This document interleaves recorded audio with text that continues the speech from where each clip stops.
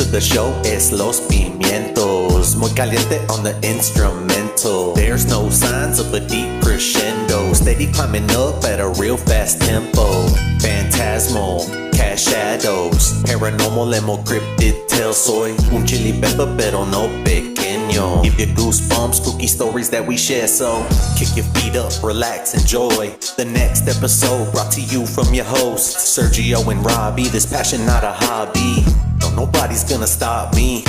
Socks got it on lock, imitators try to copy. Keep up, we moving top speed. Conspiracies, guaranteed to make your heart pound. Checking out, it's your homie Danny Dtown. Stay spicy, y'all. Welcome back, Chili Peppers, to Los Pimientos Fantasman. I'm your host, Robbie. What's up, bitches and bros, and my non-binary host is Sergio, aka Jackie. And we're back. Yeah, we're back with our spooky shit, stupid shit, everything shit. We have all the types of shits here. Welcome to my shit emporium. How can I help you?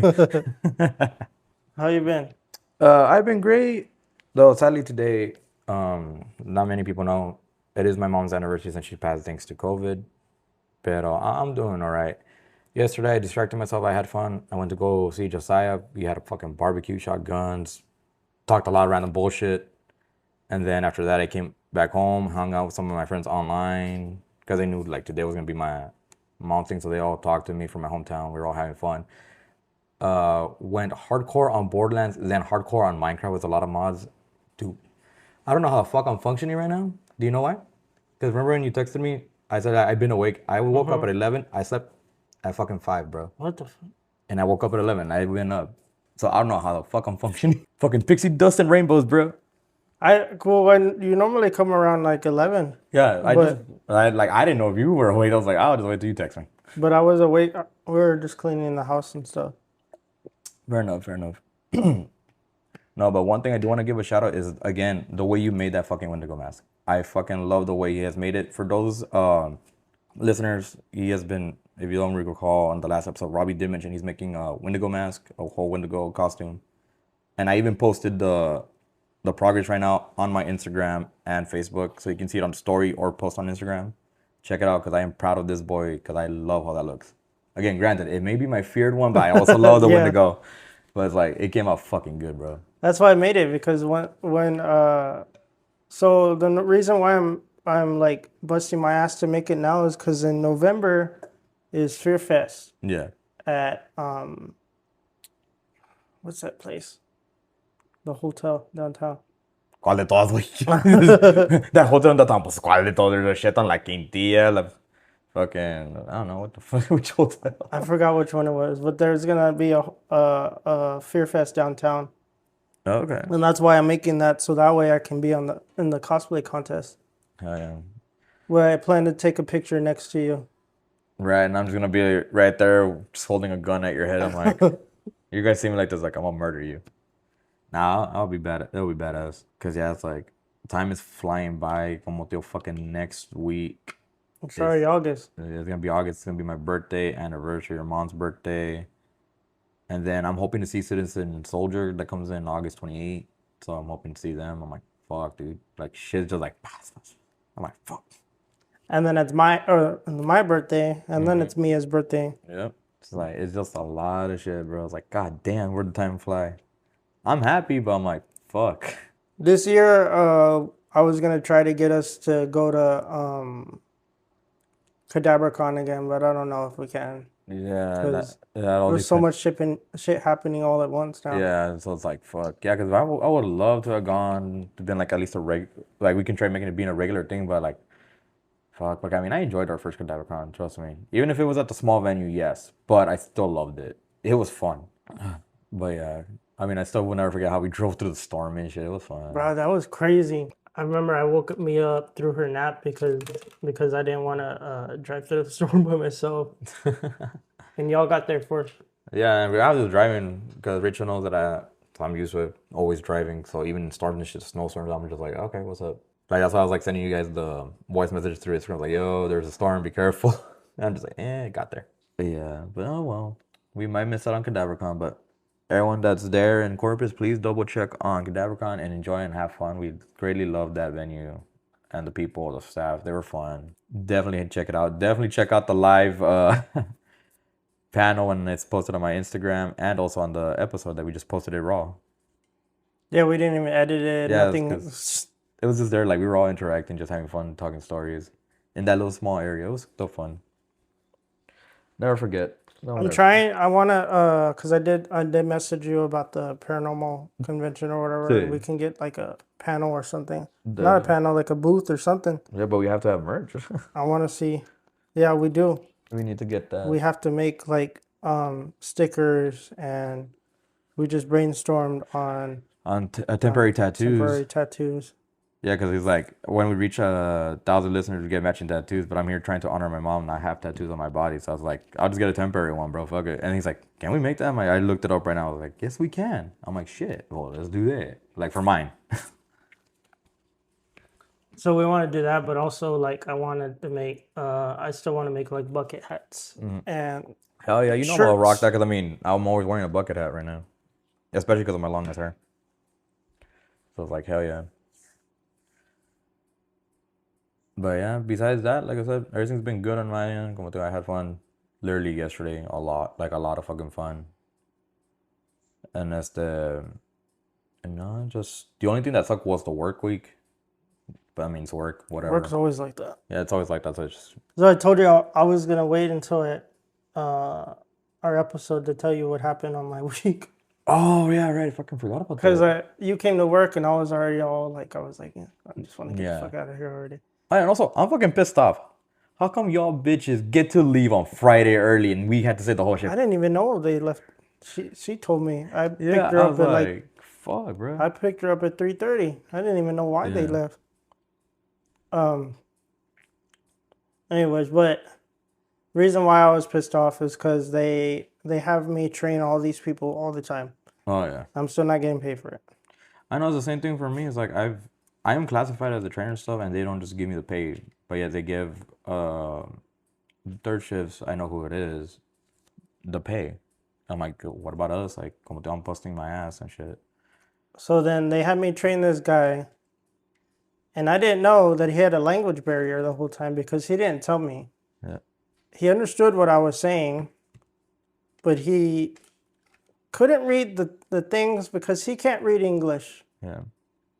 All he can read is Spanish. And I was like, why didn't you tell me this 3 hours ago? Yeah. It was already like, I think it was already like after lunchtime that they finally pulled him, and they were like, well, he has a language barrier and he can't read English. Yeah. Why the fuck didn't you tell me this earlier? Yeah. This whole time I was struggling with you, and you're not listening to me and going off on your own and doing your own thing. All for it to be known that you have a language barrier and you don't know what the fuck I'm saying to you this whole time. So yeah, I know I hate when we get people like that get no. Oh my god, damn it. So Like for me when I train, like they know full well if, like I always tell my trainees, once like up to the first 4 hours, I'm gonna train you, keep an eye on you, and make sure you're doing it right. After lunch, I call that trial by fire. Your job is to make me bored. If I see you're doing good, you're not asking me questions, you got it, and I fuck off around a lot, you did great.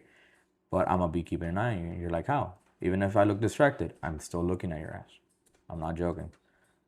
And some people have done it good. Some I had to literally scare them by like, hey, I need to write you up because you're not doing the way I fucking told you to because you're a fucking like, no, I'm not joking. Like I had to do that a couple times. I'm like, oh my god. So I was like, either get it through your head or what. And there's been times where some of them do get it, and some were like, do ask me a lot of questions. I told them, like, that's perfectly fine with me. They're like, why? Because one, it's my job as a trainer. I'm supposed to make sure to iron out all your bullshit. But if you don't tell me shit, I literally like, or if I see it, I don't even approach or help you. I'm just like there on my phone and just watching you, and I'll be texting my boss. It's like, nah, this boy sucks. Like, get the fuck out of here. I want to let me catch up the line or something. that's what they asked me too. They're like, so from a scale of whatever to whatever, what do you? And I was like, do you want my honest answer or you want me to just bullshit you? We want your honest. I was like, this is a 5, like a 4, like it was like a 1 at 1. I was like, this is a 3. Like they don't need to be on the back area. Yeah, no, I was like, fuck that. I'm like, no. No, I just tell him straight, no, this fucker sucks. Like, I don't give him a rating. I'll tell him, like, look, like, certain things, yes, there's small things iron out. It's up to you guys to decide. I'm giving you the whole lowdown. You decide. That's not my jurisdiction. Like, I tell him straight. I may be the trainer, but it's your call. I don't have the power. Because I'll tell him straight. I will keep that fucker for a week there, and I will train his ass. Perfect on Matty. He got it down, and he's going to go fast. You guys want him 1 or 2 days there with me, then you decide. That's how I always am. Exactly. That's my no. That's like once I finish giving them the little report, you decide. And then even asked me on Friday because there's one of the trainees that was supposed to be my trainee, and they shut down line 5, so I ended up being a floater and he was being trained by someone else. So they told me all the issues he had, and I told him, so like, hey bro, look, mira, I'm gonna keep an eye out on you. You just had to do this because I know some other people that train don't really give a fuck. I'm like, I want you to, just so you don't get in trouble, let me show you how to do this, do that, and let me show you the fast way and the correct way. From there, you decide how to combine it and just keep your ass out. Like, look out for your own ass. And he got it. But they told me, it's like, how's he doing? I'm like, look, at the beginning, great. After lunch, yeah. So I was like, really up to you. I don't care. Like, on my honest opinion, I'm telling you straight, don't make me train him again. Just like that. It's like, man. Like, that's how I am. Yeah. Once they give me someone that I already know that like is just moping around and just walking slowly, I'm like, no. I'm like, at that point, I'm just gonna let you do your own thing. You get in trouble on your own. It's not on me. Yeah. But other people, like, they'll like catch it real fast, go real fast, and Yeah. Or they like ask you questions so they can actually learn what you exactly. like badass. But half of the time, the people we get hired is just like, guys, come on, it's a job. Please understand you're getting paid for this. Don't be a fucking dick. But yeah, but yeah, no, that's Other than that, the week's been good. I took vacation 2 days, Thursday and Friday. Thursday, me and Raiden went to a splash pad. In the little neighborhood of like where St. Paul's Church is at. oh okay. And it's really cool because one of the neighbors has the Simpsons just sitting in their front yard. Yo, that's epic. Hell yeah. Like they just bought the Simpsons thing, and then after that we went to Wiener Schnitzel, I love Wiener Schnitzel, bro. and I haven't been there since my grandpa passed away. Damn. No, I go every other time we get paid. Like if I see we can do it, I'm like, hey, you want Wiener Schnitzel? And we just go all the way to Parent Vital. I'm like, fuck it. And they have a new thing, the bird dog. Yeah. It's because I have their app, so it always notifies me their new current selection. Because the last new stuff was the fish and chips from UK. So I was like, okay, cool. And then like a cotton candy slush. Yeah, or that one's like already gone. It's still there. Oh, it's still there? The fuck on the app? It doesn't show it. No, Yeah. I'll double check right now. We had it. It was pretty good. Yeah, no, I like the It's cotton overbearing. candy. Yeah, it is overbearing because it's super sweet, but like, it's pretty good. I prefer the cone. Yeah. Yeah, like, because at least the fucking crunch of the cone calms it down. So we went there, and then on Friday, that's when I went to go pick up Mia early. Yeah. I don't know. Why the hell did they shut down early? I don't know. They never told us. And we're like thinking like, so can we leave early? They're like, no, we're working the whole shift. I'm like, of course. Like literally all of us were like, of course. We just rolled our eyes. Like, okay, cool. And then apparently, like, the restroom hadn't worked until like second break or something like that. See, that we didn't even know either. Like everything was working by the time we got there, so we didn't know none because no one told us shit. So we're like, what? She said that the restroom hadn't worked until like second break, and that everybody had to go to like Valero or somewhere else to go to the restroom. Yeah. What's crazy is clocking out to just go to the restroom. Yeah, I'm like, bro, it's like, it's sadly, you guys did not fix whatever issue was going on, so why do we have to clock out? Exactly. Why is that our fault? Yeah. I remember the first time the restroom went down for about like 2 hours. And at one point I was just like, okay, I'm going to go to my car real quick. And then I went to that little ditch area over there by the... Yeah, I know what you're talking about. You know what I'm talking about? And I just pissed there. And I came back inside and they were like, what took you so long? I was like, I was trying to find something in my car. Yeah. I mean, it happens. Stupid shit like that. But yeah. Other than that, yesterday, I finally went to go visit my dad, and Okay. it was cool. And then we went into my sister's backyard. If you saw my sister's backyard, it's like a whole like garden. Like she has a whole like monsteras and like Ooh. cactus and Yeah, shit like, everywhere. cause like that's how I want. Like when I get a house, porque Ralph knows I like gardening. Like I do, especially at my house in my hometown. My dad always. We have a lot of different plants that grow. Like we have peaches, we have hígados. I don't know how to say it in English. We have grapes, we have lemon trees, we have chiles. We grow a lot of shit. She has all that. She has chili pequins See, and yeah, grapes we and have all everything that over way. there. Like, and I love that. That's why I told Ralph, like, he knows once I get a house, oh, I'm gonna fucking go nuts. I'm gonna be like, I'm an outside guy. Like, Yeah. I would literally just be outside getting my tan. I don't give a shit. It's like, I'm gonna be out working, ya sabes, bien mexicano, gardening, but it's like, I love it. Like, I love shit like that.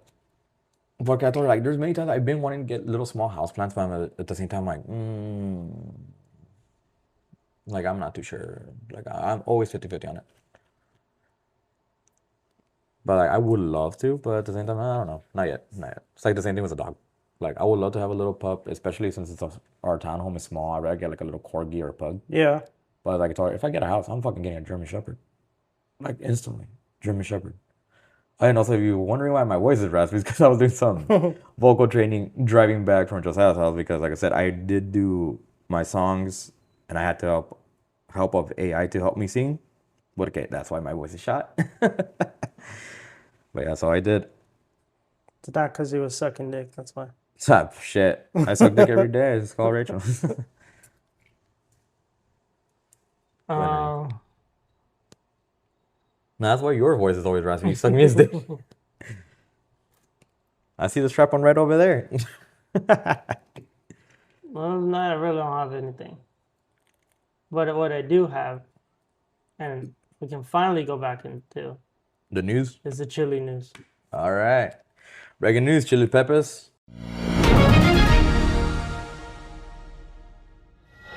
What you got? What you got? Okay, so you Asa do you puta know madre. who Dan Rivera is? Dan. It kind of sounds familiar, Yeah, right? it sounds familiar. Okay, so Dan Rivera is the guy who handled Annabelle. Oh, okay. I know what one you're talking about. Yes. So the handler for Annabelle suddenly passed away after Annabelle was placed back into her casing. Yeah. After Annabelle's world tour, Mm-hmm.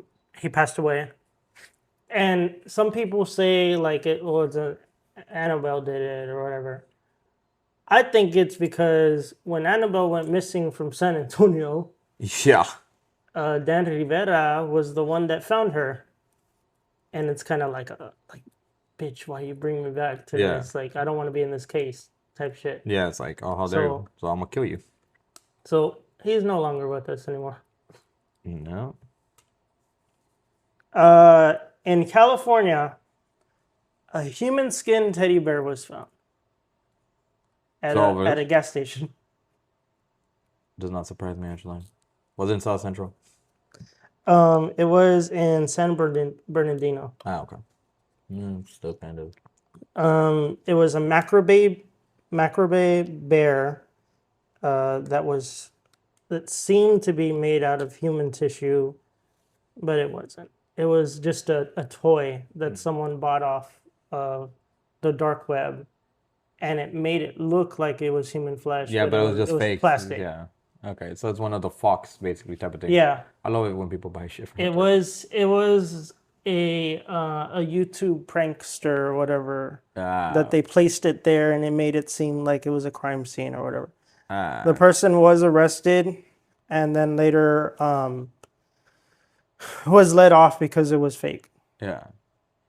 Like, I swear, guys, like, I get it for the YouTube prank type of shit, but please make sure you don't overdo it, dumbasses.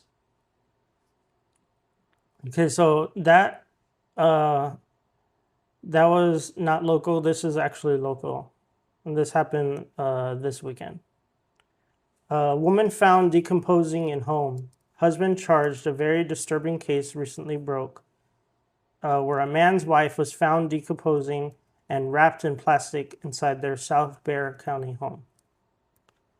The man, a master plumber for a local school district, has been arrested and charged with murder and tampering with the corpse. He reportedly told investigators he killed his wife during a mental breakdown. That happened on July 21st of this year. Yeah. Driver dies by unaliving, crashes into home. A driver unalived themselves and basically shot himself in the head while he was driving the car. What the fuck? And he crashed into a West Side residence. Thankfully, the homeowner narrowly missed being hit, as she typically sleeps in the room that was damaged, but decided to sleep in her living room that night. That happened on July 24th. Isn't that crazy? You're just driving. He's just driving, and he's just like, okay, well, I'm not going to be alive anymore. Yeah, and it's like fuck. And the night that you decide to sleep in your living room, a car crashes and hits your room. I know, which is fucking crazy. I have other news too. Sadly for WWE lovers, Hulk Hogan passed away at the age of 71. Mm-hmm. Which is crazy because if y'all know, it always happens in threes. Always happens in threes. And another person who passed away that I didn't even know who passed away until yesterday Oh, it's the was the guy, the Dr. Doom guy. fuck, how do you say his name? Let me find him. But yeah, I know him. Another one, and before we get into the whole spooky stuff, I have a whole segment for him. Our Prince of Darkness, Ozzy Osbourne. Yeah. Who he didn't tragically pass away. It was due to his own. Yeah. He wanted to go already. Yeah. Parkinson finally took him, and he's like, "It's time for me to go." And I'm gonna be honest with you, I cried more for Ozzy than I cried more for Hulk Hogan. No, it's understandable. I mean, I remember waking up and all of a sudden it's like, Ozzy is dead. I was seeing it when people were posting. I was like, how the fuck? I'm like, okay. And then same thing. I woke up the other day and it's like, oh yeah, Hogan's dead. And I'm like, the fuck? It's like, god damn, man.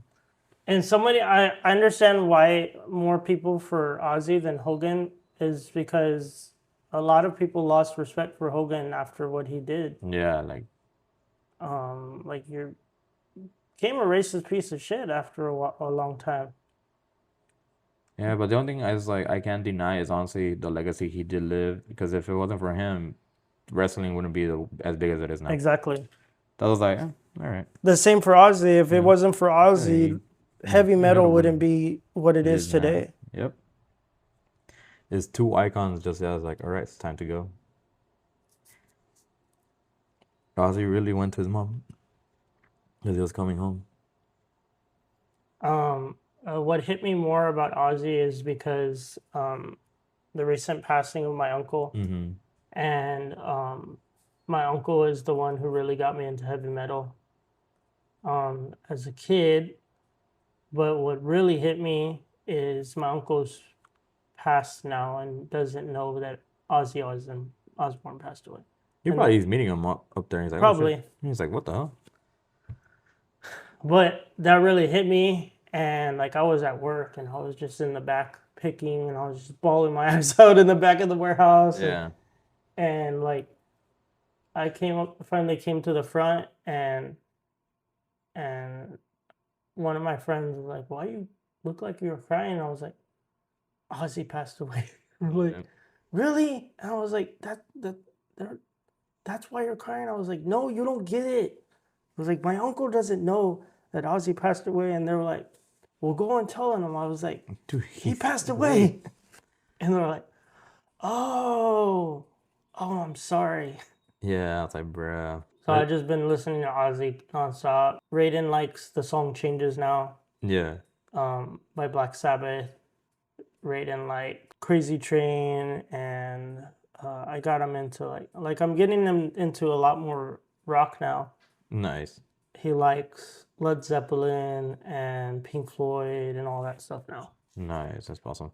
Yeah, that's awesome to hear at least. But speaking of Ozzy and all the crazy shit that he's done in his life, I've pinpointed his most famous things he's ever done in his life to be the madman that he is. First one is the time that Ozzy Osbourne got kidnapped by the Hells Angels. It says it wasn't officially any police report, but it came straight from the madman's mouth himself. It says, sometime in the mid-70s during the Black Sabbath years, Ozzy was partying in California when he fell in with a group of Hells Angels. And when Ozzy partied and it wasn't light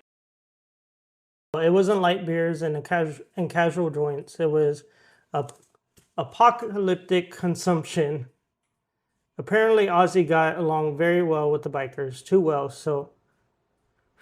In fact, that after a night of drinking and drugging, they basically took him with them for a multi-day bender. They just scooped me off and we went. He said, no one knew where I was, not even me. He was so wasted and he didn't really know if he was being kidnapped or an aggressive hangout. He just went along for the ride. Passed out on the motorcycles, woke up in a biker bar, and partied harder than ever. Meanwhile, Sharon and his manager were losing their minds, thinking Ozzy had been abducted or overdosed somewhere in the desert. After a few days of this chaos, the Hells Angels, either bored of him or concerned for his well-being, just dropped him off like a lost dog. Nice. One of my favorite ones, the bad incident. Of course, the most famous.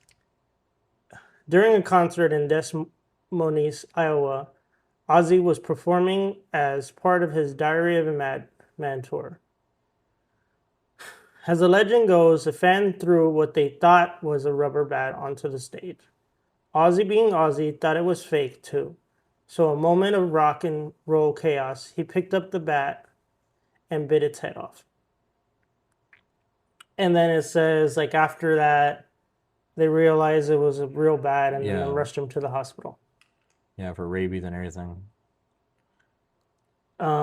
This one happens to be in, if you watch the movie The Dirt, Yeah.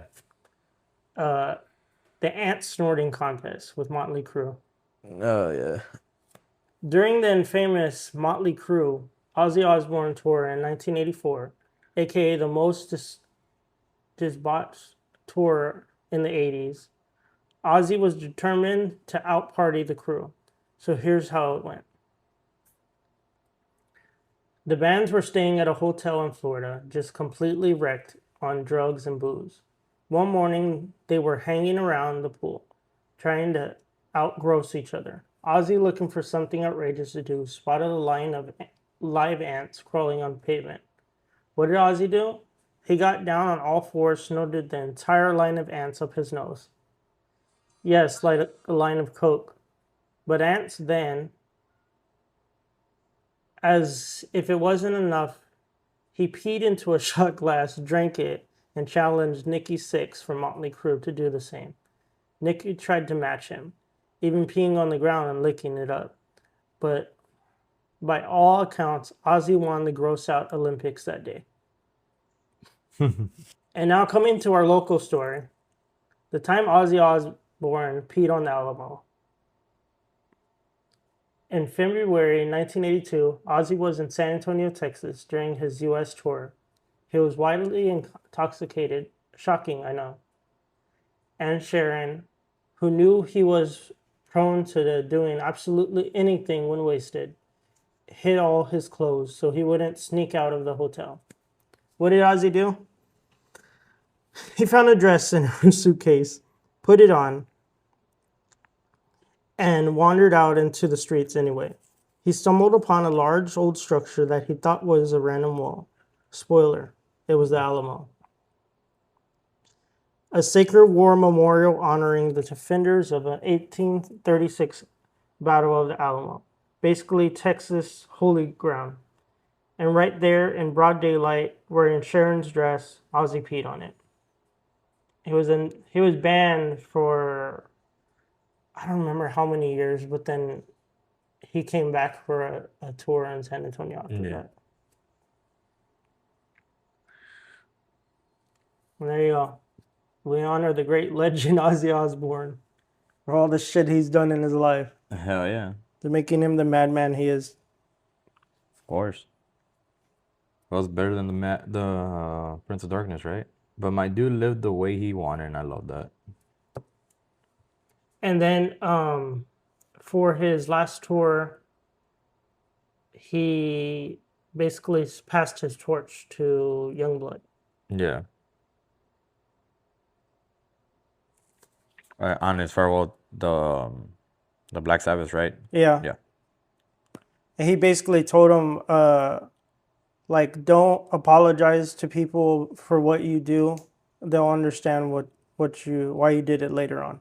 Yeah. And that's like the best way to think about life, honestly. Exactly.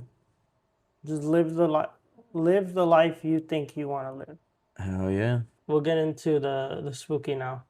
All right. So you wanna do your stories first, and then I'll Yeah. go into mine. Well, first, I know you wanted me to read the anal bead one, so Yeah. I gotta do that one. We have to do the anal bleed story. All right, just so you know, this is called the Beads of Belial. You ever hear the story about Marcus St. James, the antique dealer who mysteriously vanished in 1997? The cops said he skipped town after some shady business deals, but locals whisper a very different tale, one that starts with a strange, dusty trunk from an estate sale in rural Louisiana.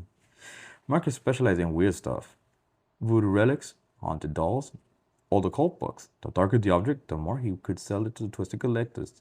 So when he came around the trunk with the sigil of Belial, a demon of lust and corruption, he got excited.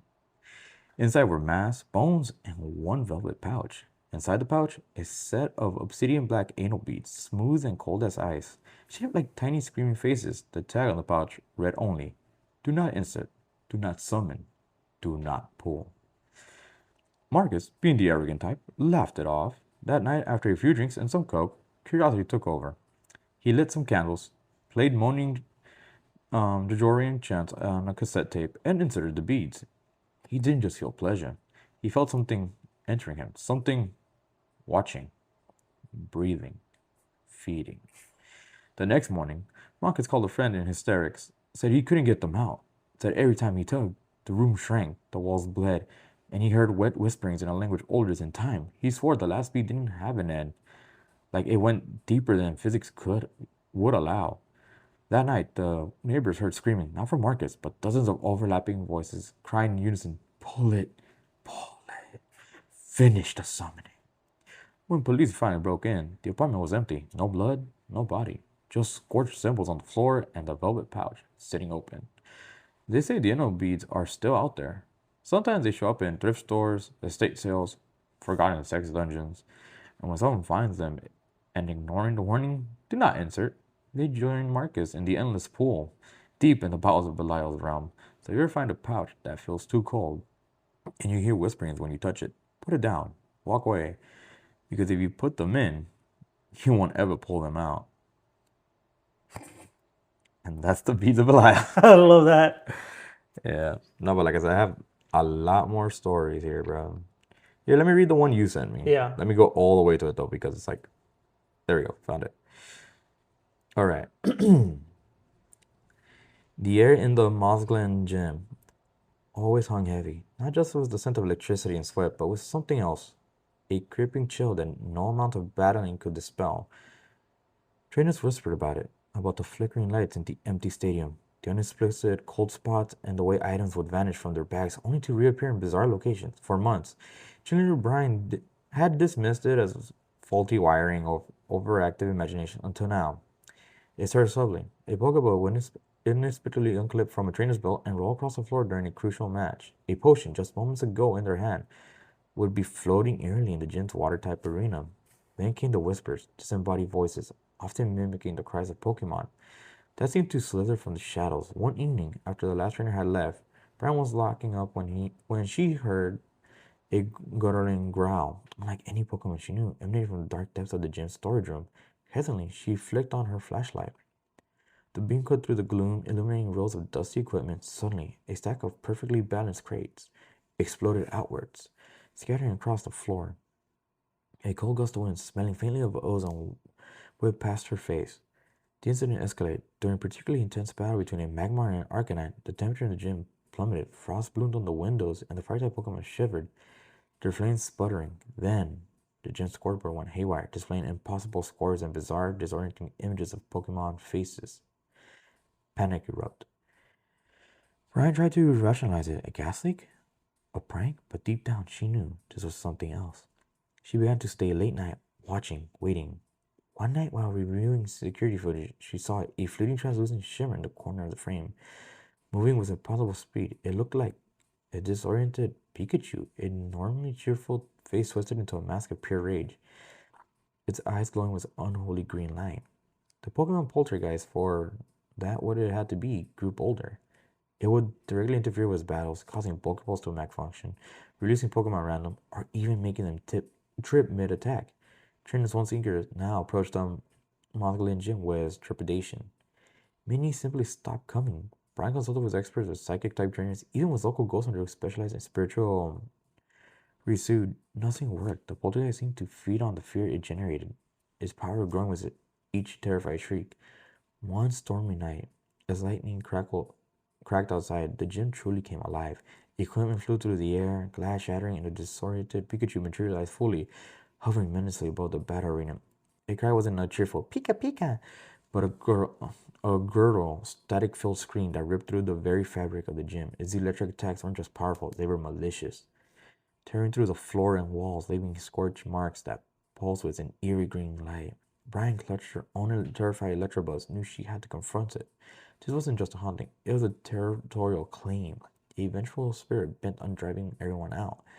The Mausoleum Gym, once a vibrant hub of competition, had become a chilling testament to a Pokemon lingering rage, and Brian knew, with a knot of ice in her stomach, that this might be her last battle. What do you think happened to this Pikachu to make it so vengeful? Well, yeah, that's a story that Robbie wrote for me and wanted me to read out. So I hope you guys enjoyed. I basically, I think it was a poltergeist of like a Mimikyu or something. Yeah. Like that. Even though we now have our own poltergeist, it's, you know, we got poltergeist and oh god, I can't remember their names right now. I forgot that one. It was the teapot or whatever. Yeah, that's the one I was talking about. I was like, because we got the teapot, which is poltergeist, because it's T's in the name, and then Synesthesia, and I can't remember the new one. The other one. Yeah, they're new. But anyways, I got this one. In the endless silence of the northern pines, something ancient stirs. It does not sleep. It does not forgive. It only hungers. Tonight's tale is called The Hunger in the Pines. Jack, you really think we'll see anything out here? We hiked 6 hours for some creepy forest legend. It's not just a legend, Jack. Dozens disappearings all around the area. Locals call it the Cursed Hollow. Let me guess. Wendigo territory? Not a joke. It said the Wendigo is a spirit of insatiable hunger, a cursed soul that turned to cannibalism during a harsh winter, now hunts always hungry, always watching. What was that? Day 1, rain's picking up. Jack says I'm paranoid, but I found a deer carcass torn apart, spine twisted like a corkscrew. No tracks, no blood trails. Something's wrong here. Emma, did you hear that? The Wendigo doesn't hunt for sport. It waits. It learns your scent. And when you're alone, it comes fast. It comes silent. All of a sudden, branches snapping. Something huge is moving. Jack, run! It's in the trees. Oh God, what is that? I'm hiding beneath the roots. I saw its face, long, shrunken eyes, antlers growing into its skull. It smelled like death in winter. Jack's gone, and I could hear it breathing right behind me. In a loud shriek. They found the recording 2 weeks later, buried in snow. No sign of Emma or Jack, only claw marks and bones. Some say the Wendigo was just a miss. But you ever feel watched it? In the deep woods, run before the hunger finds you. And after that, I do have a scary love story.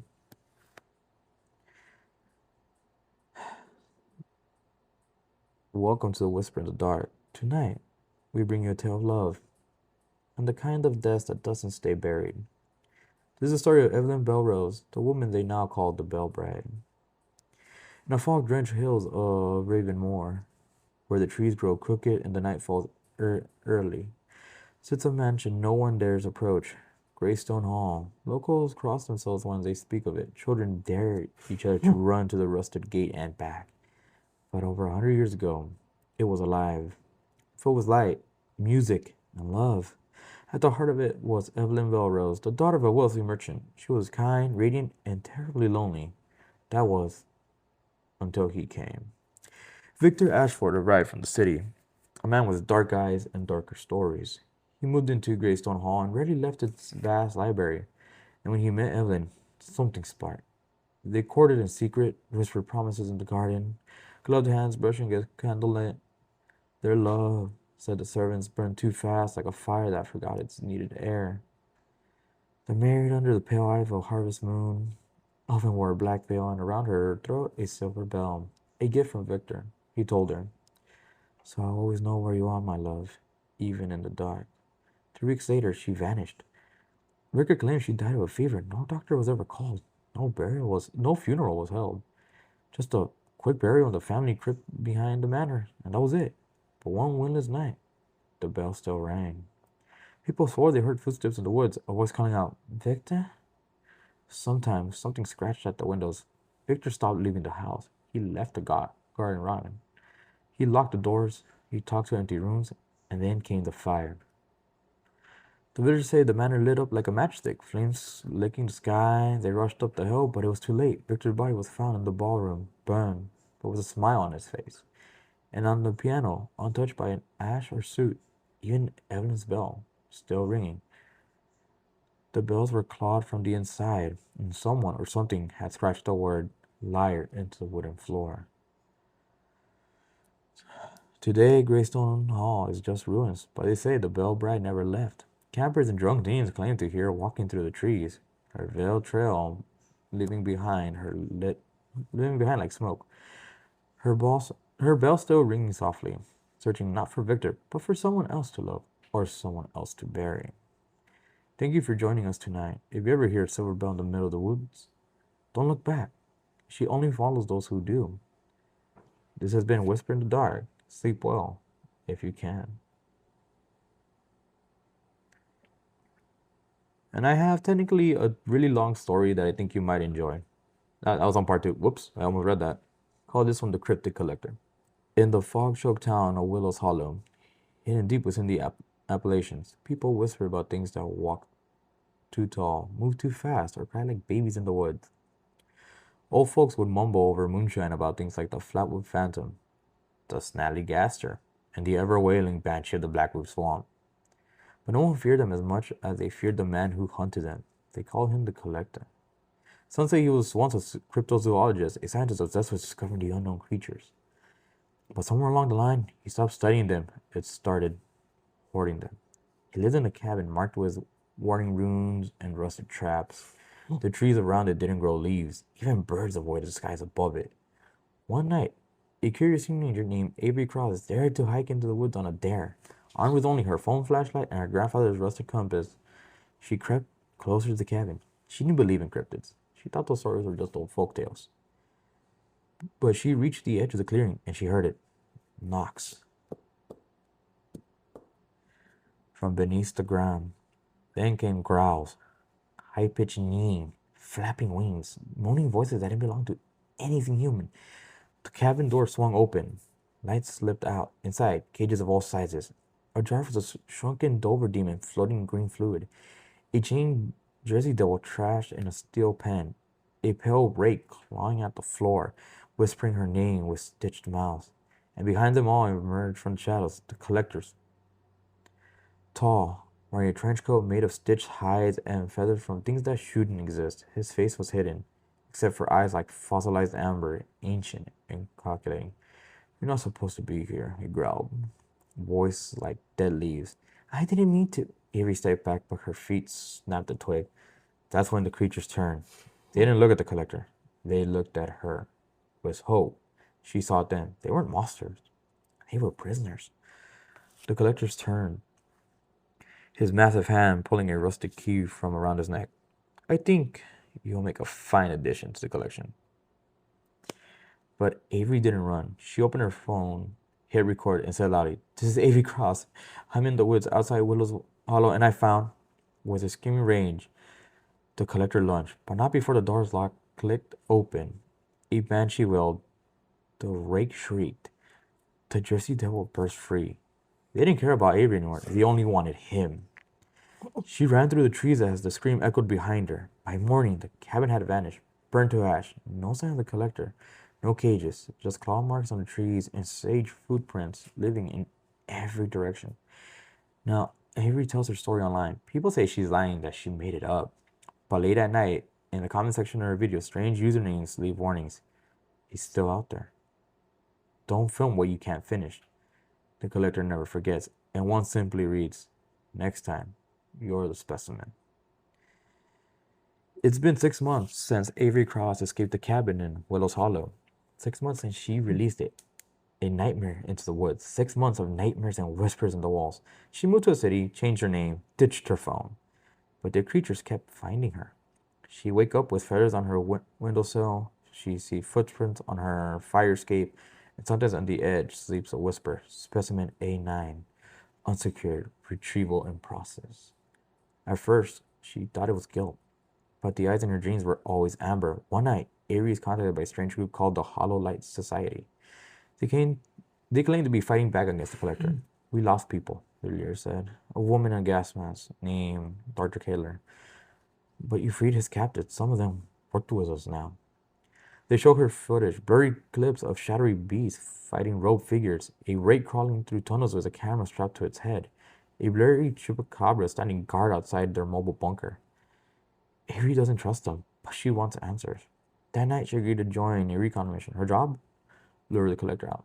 "You're the bait," Dr. Calder says. "You're the only specimen that escaped alive." The team set up near an abandoned coal mine in Pennsylvania. Rumors say strange lights hover there. Locals have vanished. Avery walks alone towards the mine shaft, carrying a relic that society recovered, a chart from the collector's mirror cage, a device that traps cryptid in a dreamlike stasis. Suddenly, the air grows cold. The shadows twist, and the mine door slams shut behind her. He's here. The collector steps from the dark, wearing a new cloak of bone-white skin. His eyes glow brighter than before. In his hand, a hook made from unicorn horn. "You broke the cage, girl," he rasped. "But now the wild things roam." Avery stands her ground. "You're afraid," she says. "They're coming for you." From the shadows behind her, glowing eyes blink into existence. They're free cryptids. Not all of them had forgiven her, but none of them wanted to go back. A scream splits the minds as the creatures charge. The collector raised his hook, shouting words in ancient language. But it's too late. The mirror shard in Avery's hand exploded in light, and the entire mine collapsed. When the society digs through the rubble a week later, there's no sign of the collector, but in Avery's satchel, untouched by debris, is a new artifact. A notebook, bound in shadowy leather that reads, "Specimen Catalog, Volume 2." And written inside the front page is Avery's own handwriting, though she doesn't remember writing it. The collection has only begun. That was a good story. Yep. That should be... Okay, so before we do that, like Jackie did a story about the anal beads.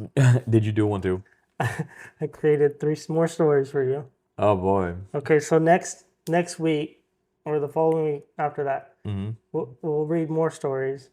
Oh my god. I had to take some more. We have a comedy horror podcast, so we have to bring some comedy into it too. Of course, like we're serious but not so serious. So I made a post-apocalyptic horror story about an ancient dildo that was found in an abandoned sex shop. Hell yeah, it's a fucking triple X. And then I made 2 parts to that one. Okay. And then this separate story, it's a retro horror story based off a a flashlight called the Pump Sucker 3000. The Sucker 3000. And that's what, when you were reading your stories, I was trying not to laugh because just like the The basis thing. of the story and how it introduces them, Hell it's yeah. hilarious. So y'all will get that next time. Hell yeah. I have a few things. A little short one, real quick. All right. I was telling Jackie before the episode started. Did you know that Napoleon was buried with everything except for his dick? And I told him, like, no.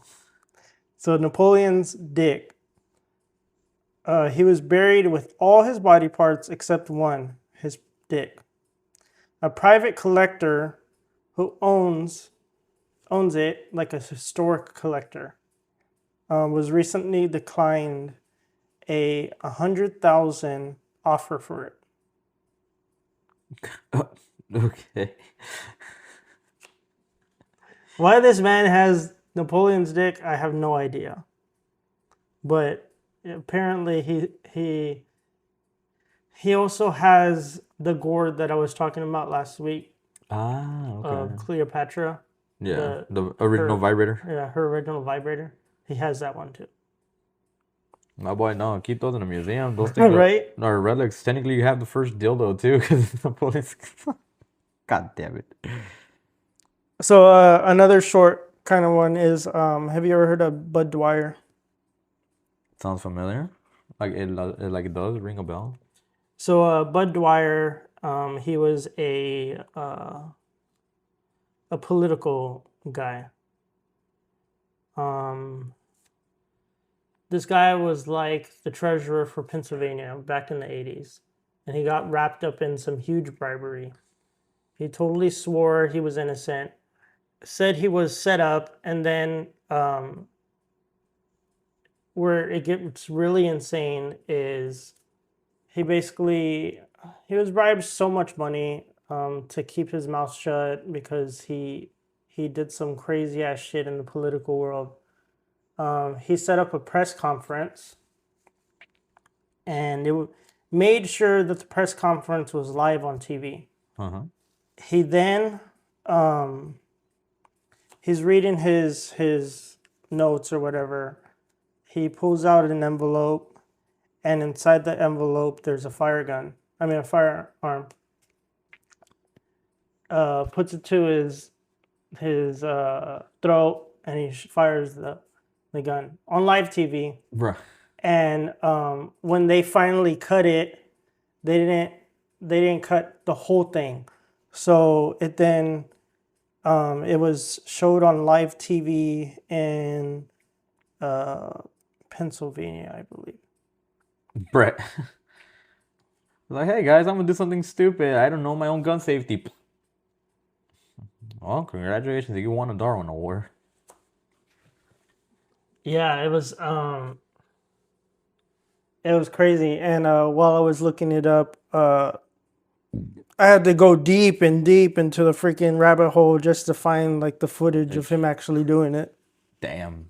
How to unalive yourself 101, just be stupid and forget you have a loaded gun and pointing at your brain. Have you ever heard of Silento? I don't think so. AKA Richard Hawk, the guy who created the Whippin' Nene song. Oh, okay. He created the big hit Whippin' Nene. Watch me whip, now watch me nay. Uh-huh. That one, yeah, okay. He made that song in high school as a junior. It got to number 3 in the Billboard's Hot 100 and stayed there for 53 weeks. It went platinum 63 times. He was on everything, Good Morning America, Yeah. and the Kids' Choice Awards. After the fame, it got to his head. Of course. And thought he was invincible. He entered a random home in Los Angeles with an axe, tried attacking the people with the axe in search of his girlfriend, who he thought was at that house. Later that day, after being released from attacking these people in their own home, Yeah. his friend informed him that he was at the wrong house the whole time. Bruh. He then went back home, drove 143 miles on a 65 zone, then got pulled over by the cops. When the cops asked him why he was going so fast, he told them it was because he wasn't a normal human being. That's for sure. He was released later on that day Okay. after doing that. Wow. Then he shot his cousin and made him take a forever nap. And now he is charged with murder and given 30 years. The fuck? All right, bro. That dude literally is like, let me push my luck. All right, 2 times I got out scot-free, and I was like, oh shit. The fuck? After that, that song went platinum 63 times. Yeah. What the fuck, bro? Yeah. What? All right. You know what? I will give this the final story for you all. I think everyone, including you, will like this one. Yeah, set us off with the story. All right. I call this one the Hollow Room. Everyone in town knew to stay away from the old Dandridge house. It has been abandoned for decades, sitting on the edge of the forest like a black tooth rotting in the gum of the land. The house was infamous, not for ghosts or screams, but for something far worse. People who entered the Dandridge house didn't always come back, and those who did were never the same. Miles, a thrill-seeking YouTuber known for exploring haunted places, decided to live stream his his night in the house. Nothing ever happened in these old places, he scoffed to his chat, unaware that something was watching. He stepped through the broken door. Dust coated everything the walls kept mildew, but the strangest part? There were no rooms, just a long, narrow hallway that twisted endlessly as if the house was stretched from the inside out. Every turn revealed more hallways. Same rotted wallpaper, same cracked floorboards, same dim light bulbs flickering in the ceiling. He placed his hand on the wall. It pulsed, warm and wet, like skin. His viewers spammed the chat. Dude, that hallway behind you disappeared. Why is the wallpaper moving? Are those faces?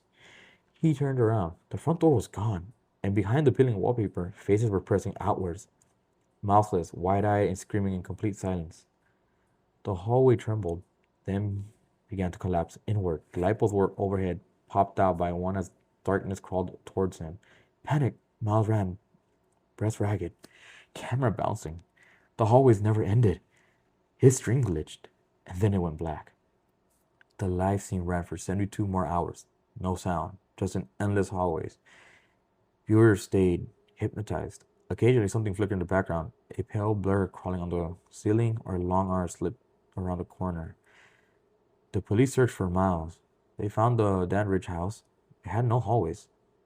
Just one single empty hollow room. Inside was his phone, still recording.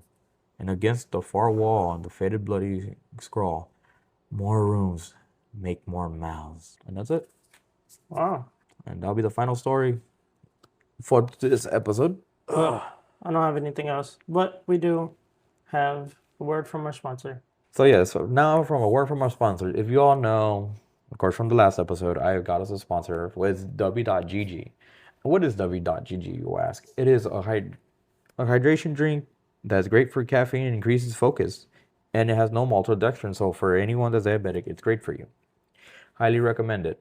There's many different flavors to try, and using our referral link and using code CHILIPEPPERS gets you 10% off any purchase. As of right now, there is a lot of flavors that I will name off right now if the app wants to freaking work with me. Of course, whenever I need you, you don't want to work. God damn you. I can think of a few. There's that Yes. cherry blossom one that I just have. Yeah, the Japanese ramen. This is basically Japanese ramen. It is called Japanese soda. We also got the new flavor called yuzu, which is also based off a Japanese drink. We have s'mores, which is recommended mix it with milk. We have the one that I got for free was the Oda Restoration Potion. There we go. I can finally read them all aloud. So yes, we have yuzu flavor, s'mores, tiger blood. We have the special solo leveling flavors called Shadow Monarch, Ingress Strike. We have the Japanese soda. We have pineapple dub sauce, Grandpa's Dentures water, big energy tears. We are currently out of pom pom energy. And we have Dub Slush and Calio Cream are the current flavors that we currently have. And then we have special hydro ones. Those are caffeine free. And what that means is instead of caffeine, they switch it for electrolytes, which I highly recommend if you're in a hot state or work in a hot environment. Definitely get that to keep yourself hydrated. And of course, not only that, they sell shakers, merch. They have their own stuff. And they also have their own little thing to show you what W contains, all the information if you're really interested, and give them a check out. I can go real quick right through here. They have, of course, neurofactor, caffeine, L-tyrosine, L-taurine, L-glucamine. All these are different type of aminos. We also have vitamin B3, vitamin B6, vitamin B12, vitamin C, no maltodextrins, fillers, artificial colors, or dyes, or sugars, or other BS, as they will put it literally in their thing. So just remember, W is always great to help you focus on anything. I highly recommend it more for work, if you work in hard labor jobs, because if you have ADHD like me, I already hyper focus on a fucking game, so I ain't gotta worry about that. But if you're one of those that have loose focus or need a little bit extra pick me up, highly recommend W. And like I said, always use our referral link. Always links in the description at davi.gg slash Los Pimientos Fantasmal, and use our code Chili Peppers to get 10% off your order. Which is CHILLYPEPPER. Hey, you finally learned how to spell it. For 10% off your purchase on w.gg. But yeah, feel free to check that out. Of course, like I said, both me and Robbie have that sponsor, so feel free to support both if you can. Greatly appreciate that. Or support Chili Peppers. Either way, it's helping us out no matter what. But yeah, definitely enjoy Dobby. And for any fans out there that does listen and actually supports us and want to get it, feel free. And also tag us on the Instagram. I want to see those pictures. That way I can upload it and be like, yo, look at that. We're getting our fans into it, because I highly recommend it, because I use it to keep me alive at work. And there's times where, like, right now I'm drinking it. It may be the competitor, but you saw last time when I brought the mine, I was like, yeah, I chugged that shit. But yeah, so is that. I say that's a good little spooky time. ¿Tú qué dices? Yeah. Another announcement I just saw this morning. If we can get to 50 followers on our Los Pimentos pod TikTok, we can finally go live, and we can do like live episodes. And just be like right here, like having it and just go and talk. Yeah, that way you guys can see me again, see Rob again, who hasn't recorded himself in a while. You're just gonna see the fucking autism kick off. Yeah, you can see our pretty faces finally. No, we just start wearing masks. A la verga. Like, what's up?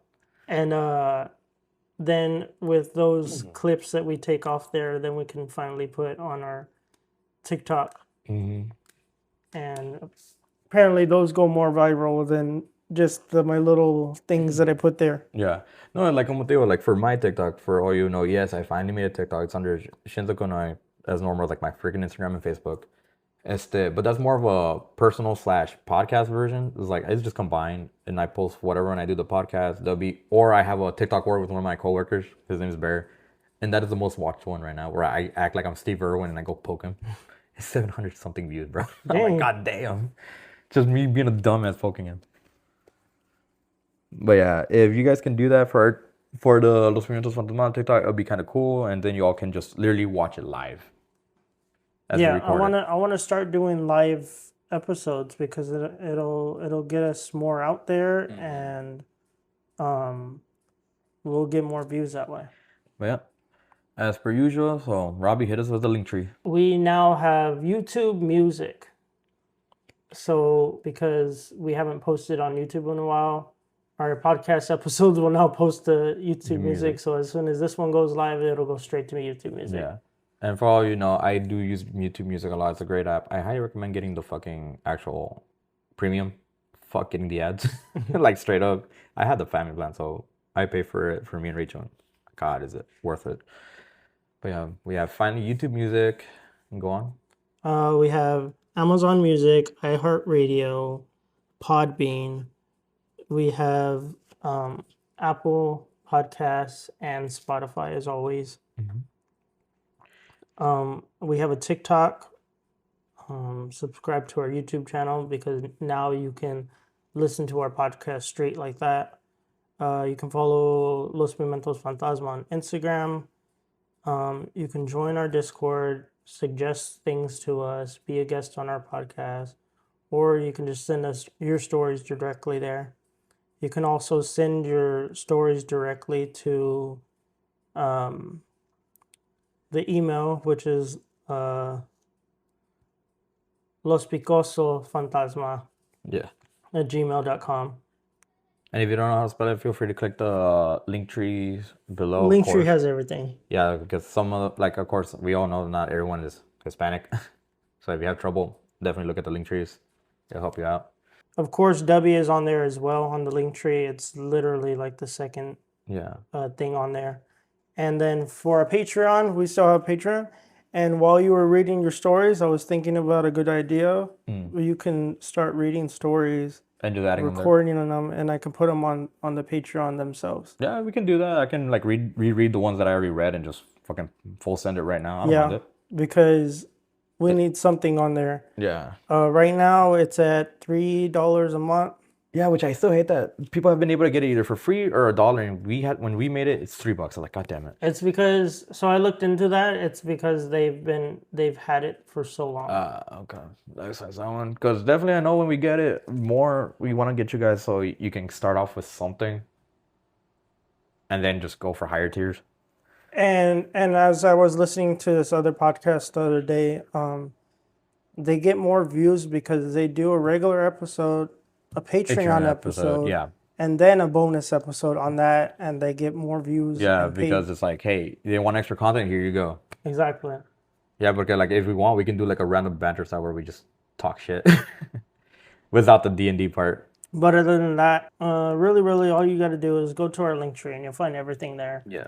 Including our normal stuff as well, like our normal Instagrams and my normal TikToks, which I no longer really use anymore. With all that being said, Anal beads.